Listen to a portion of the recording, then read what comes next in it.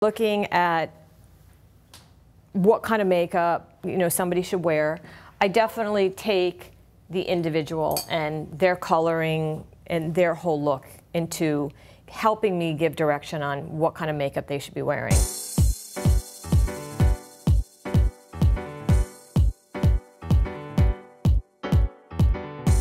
You can apply concealer with your fingertips. I usually like, when I'm working on somebody else, to work with a brush. I like the control it gives me, and people don't think about it, but one of the most important places to really get coverage with your concealer is the inner part of the eye.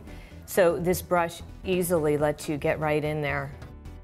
Maureen has a lot of redness in her skin, so the concealer sticks that I'm using, the Take Cover concealer stick, is probably a medium to high coverage concealer, and it has a yellow base, so it's great because it really neutralizes out the red in Maureen's skin.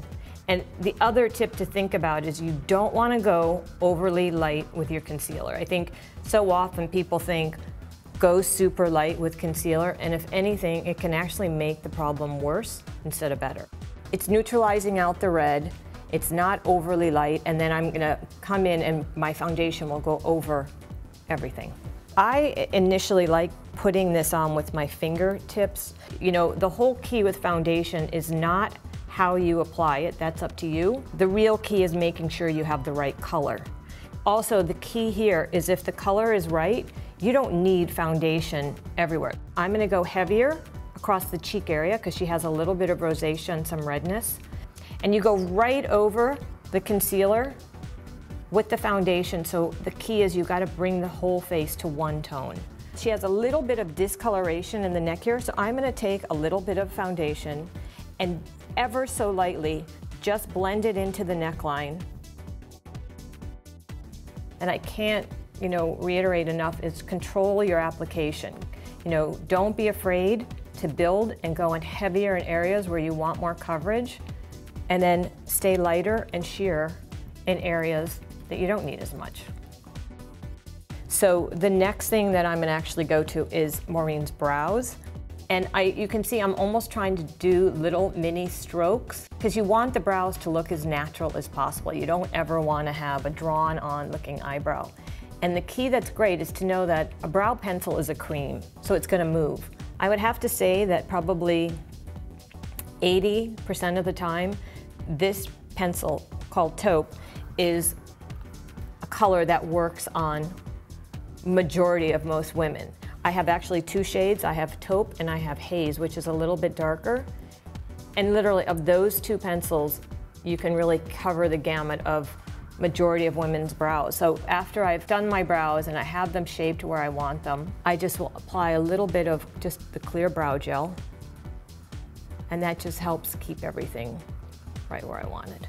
One of my favorite colors is a Rosey cream blush. This color looks incredible on everybody. It's like the color of sun, and who doesn't look good in the sun? So I want some brightness in the face, but I don't want it overly strong. I want to keep this like ethereal, beautiful tonality that she has.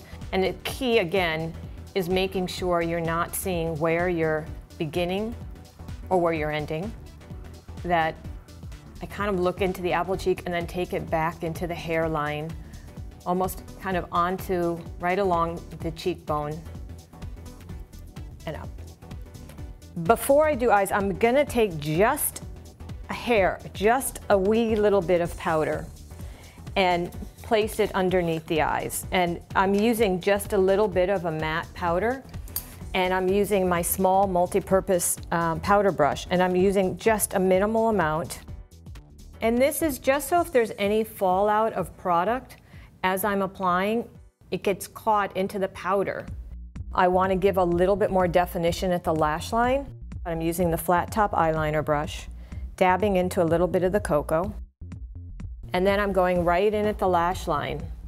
And it's going to glide right in there because it's moist. So I lift up with my thumb just a little bit to keep that line really soft and smudged. But the key is really get in there at the lash line, because then it really helps give definition to those lashes without looking so overly made up. The key with makeup is a little goes a long way. If I'm going on with powdered eyeshadows, I have to take and change the texture of a cream to a powder so that the powder adheres to powder. So I'm just taking back my small powder brush. Don't hold them so strong. Let the brush have a lot of movement. So just that minimal amount of powder. I'm making sure there's no creasing, and over the whole eye. And now I'm ready for the application of eyeshadow. With Maureen, again, I love all of this soft taupiness and neutral thing going on. So of course I gravitated towards the neutral colors. And I'm using a matte color called Whisper. And I'm gonna dust that over the entire eyelid from the lash all the way up to the brow. Now I'm gonna go in and I'm gonna do a little bit of contouring with Driftwood, which is a beautiful taupey brown as well. And I'm gonna actually use my domed brush here, which is great, and I'm gonna shake off. Make sure once you go into an eyeshadow, again, you can always add more.